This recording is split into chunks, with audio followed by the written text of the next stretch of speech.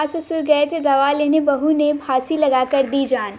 रोहनिया रजतालाब थाना क्षेत्र में इटही मरुई गांव में एक नवविवाहिता बहू नंदना केसरी 25 वर्षीय ने फांसी लगाकर जान दे दी। वंदना की शादी इसी साल 28 जनवरी को काशी केसरी के बेटे सूरज केसरी के साथ हुई थी।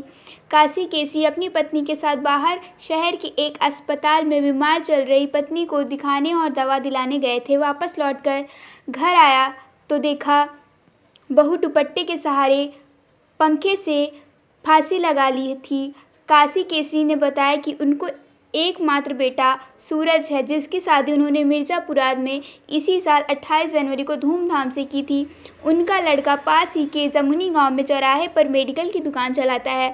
बुधवार की सुबह काशी केसरी अपनी पत्नी के साथ शहर के एक अस्पताल दवा लेने के लिए आए थे।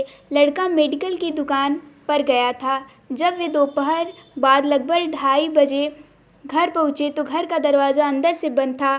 खटखटाने और फ़ोन करने के बाद भी घर का दरवाज़ा नहीं खुला तो वे बगल के ही घर के सहारे छत पर जाकर घर के अंदर चले गए। घर में बहू को पंखे के सहारे फांसी पर लटकता देख शोर मचाया और पुलिस को सूचना दी।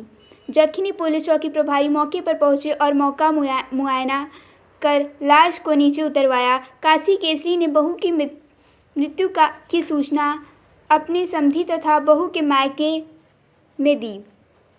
उसके पिता बाबूलाल को भी दिया।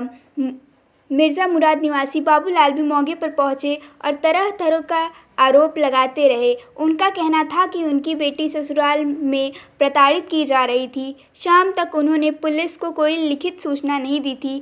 नवविवाहिता ने जिस कमरे में फांसी लगाया था उसमें 2 चारपाई पड़ी थी, साथ में ही एक कुर्सी थी जो नीचे गिरी पड़ी थी। लोगों का कहना था कि कुर्सी के सहारे फांसी लगाने के बाद बहू ने पैर से कुर्सी गिरा दिया होगा और फंदे पर झूल गई होंगी। फॉरेंसिक टीम ने भी मौके पर पहुंचकर जांच पड़ताल किए। पुलिस ने शव को अपने कब्जे में लेकर पोस्टमार्टम हेतु भेजा।